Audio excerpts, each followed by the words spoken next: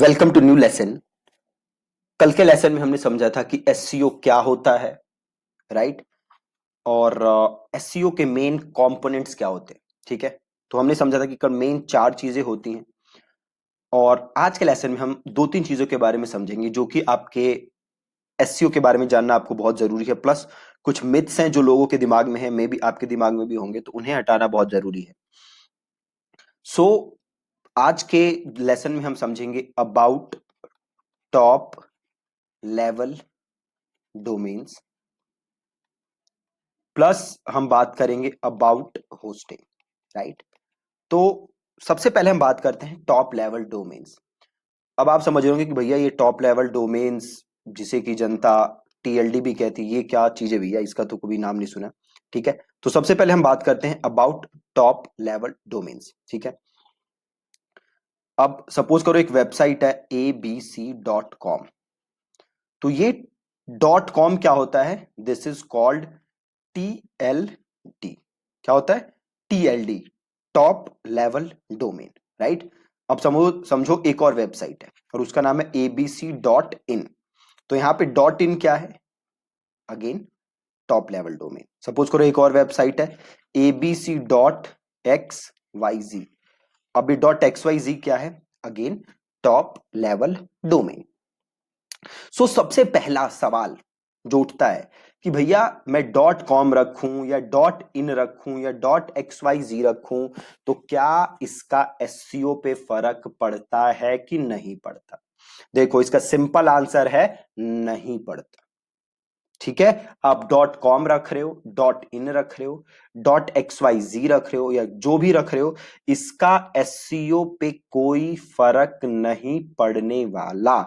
बस एक चीज जरूर है, अगर आप डॉट इन रखते हो तो आप सिग्नल ये देते हो गूगल को कि भैया इंडिया की ये कुछ वेबसाइट है ना। बट इससे भी ज्यादा फर्क नहीं पड़ने वाला। जब हम आगे एसईओ में और क्लासेस करेंगे तो हम जब सर्च कंसोल पढ़ेंगे, है ना, तो वहां पे हम पढ़ेंगे कि कैसे आप जियो टारगेटिंग कर सकते हो, कैसे आप गूगल को ये बता सकते हो कि आपकी जो वेबसाइट है उसका मेन टारगेट इंडिया है, उसकी मेन मार्केट इंडिया है, यूएस है, या जो भी चीज है ना। तो उसको हम सर्च कंसोल में पढ़ेंगे कि कैसे आप जियो टारगेट कर सकते हो। तो यहाँ पे आपको टेंशन लेने की जरूरत नहीं है, plane and simple.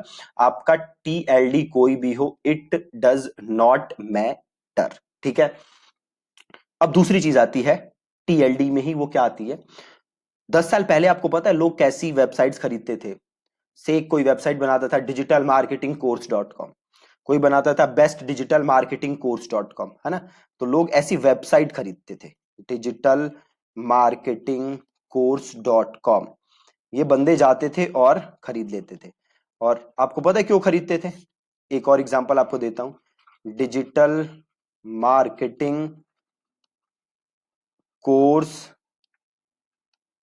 In Delhi dot com. इस टाइप की जो डोमेन्स होती हैं, अब आपको पता है लोग ऐसी वेबसाइट्स क्यों खरीदते थे, ऐसे डोमेन्स क्यों खरीदते हैं? सोचो क्यों खरीदते होंगे, राइट? अब आप ये देखो, नाम क्या है? Digital marketing course in Delhi dot com. तो जो कीवर्ड्स होते थे ना, लोग उसी का नाम का डोमेन खरीद लेते थे।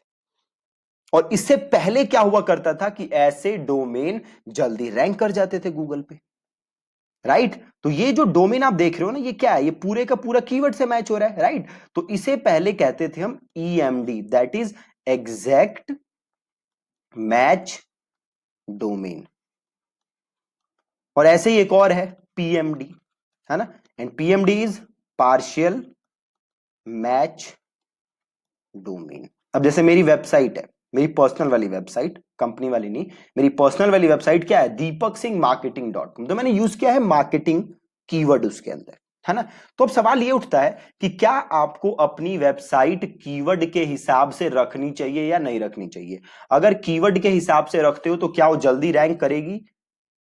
अगर कीवर्ड के हिसाब से नहीं रखते तो क्या वो रैंक नहीं करेगी? अगेन आंसर इज भैया कीवर्ड है या नहीं है, इट डज नॉट मैटर। अब आप एक बात बताओ, अमेजोन ने क्या अपने नाम में कीवर्ड रखा हुआ है क्या? बट क्या उसके कीवर्ड रैंक नहीं करते क्या? लाखों कीवर्ड है जो रैंक करते हैं। फ्लिपकार्ट ने क्या नाम के अंदर कीवर्ड रखा है क्या? नहीं रखा। क्या रैंक करते हैं कि नहीं करते? लाखों कीवर्ड रैंक करते हैं। क्या नाइकी के नाम में कीवर्ड है क्या? नहीं है, बट रैंक करते हैं, लाखों करते हैं। है ना। तो अब आपके नाम में कीवर्ड है या नहीं है, it does not matter. But domain आप लेते हो तो एक चीज बस सोचनी चाहिए कि जो डोमेन हो उसका कोई मतलब हो। अगर उस डोमेन से क्लियर होता है कि आपका नेचर ऑफ बिजनेस क्या है तो वेल एंड गुड। जैसे मेरी पर्सनल जो वेबसाइट है उसका नाम है deepaksinghmarketing.com, है ना, deepaksinghmarketing.com। अगर मैं ये नाम आपको बोलूं तो इससे आपको क्लियर हो जाएगा कि भैया ये जो दीपक सिंह है जरूर कुछ मार्केटिंग से रिलेटेड करता है, राइट। जबकि मैं अपनी कंपनी का लूं तो क्या है वो thinkandthrive.in, ठीक है, thinkandthrive.in। अब क्या बताओ, मेरी वेबसाइट का नाम सुन के आपको पता चल रहा है क्या इससे कि मैं क्या करता हूं? इससे बिल्कुल नहीं पता चलता। इससे पता चलता है क्या? हाँ बिल्कुल पता चल जाता है ना। बट क्या मेरे बिजनेस पे कोई फर्क पड़ रहा है क्या? बिल्कुल नहीं पड़ रहा। मैं पर्सनल वेबसाइट से तो बिजनेस करता ही नहीं, मैं अपने कंपनी की वेबसाइट से बिजनेस करता हूं। और थिंक एंड थ्राइव जो कीवर्ड है ये बहुत सारे लोग सर्च करते हैं, है ना। तो नाम से अगेन फर्क नहीं पड़ता। अगेन नाम अगर ये बताए कि क्या बिजनेस है तो अच्छा है, अगर ये नहीं है तो इट डज नॉट मैटर। अपना माथा फोड़ने की जरूरत नहीं है, ठीक है, प्लेन एंड सिंपल। अगली चीज है होस्टिंग।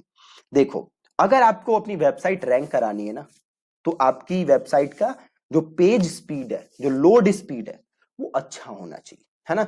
अब अगर आप कोई एमईसी होस्टिंग यूज कर रहे हो, फ्री होस्टिंग यूज कर रहे हो, और या फिर कोई आप सस्ते के चक्कर में कोई ऐसी वैसी होस्टिंग ले रहे हो, तो होगा क्या? ये होगा कि आपकी जो वेबसाइट है उसकी लोड स्पीड अच्छी नहीं होगी, है ना। और अगर लोड स्पीड अच्छी नहीं होगी तो क्या होगा? यूजर्स को आपकी वेबसाइट पे बहुत वेट करना पड़ेगा ताकि पेज लोड हो। और जब उन्हें क्या करना पड़ेगा? वेट करना पड़ेगा, तो गूगल के पास एक गलत सिग्नल जाएगा, राइट। गूगल के पास एक गलत सिग्नल जाएगा कि भाई ये वेबसाइट सही चलती नहीं है, इस पे बहुत वेट करना पड़ता है, जिससे कि यूजर एक्सपीरियंस खराब होगा, है ना। और अगर गूगल को वेट करना पड़ेगा, लोगों को वेट करना पड़ेगा, गूगल के पास गलत सिग्नल जाएगा, तो अगेन आपके कीवर्ड्स रैंक करने में मुश्किल होगी, ठीक है। सो मेक श्योर कि आपकी वेबसाइट जो है वो अच्छी होस्टिंग यूज कर रही है, बढ़िया होस्टिंग आप यूज कर रहे हो, फास्ट होस्टिंग यूज कर रहे हो। बहुत सारे अच्छे अच्छे होस्टिंग कंपनीज है, तो मैं यहाँ पे होस्टिंग रेकमेंड नहीं करूंगा आपको कोई भी। तो आप देख लो कि आप ट्रस्टेड होस्टिंग कंपनी यूज करो, अच्छी होस्टिंग कंपनी यूज करो, कोई एमईसी कंपनी यूज ना करो, राइट। तो ये कुछ बहुत इंपॉर्टेंट चीजें थी आज के लेसन में जो आपको पता होनी चाहिए। अब कल से जो लेसन है हमारा, उसमें हम अगेन कुछ जो हमारे लेसन है वो हम बात करेंगे। जो सबसे इंपॉर्टेंट चीज है एसईओ में, दैट इज कंटेंट।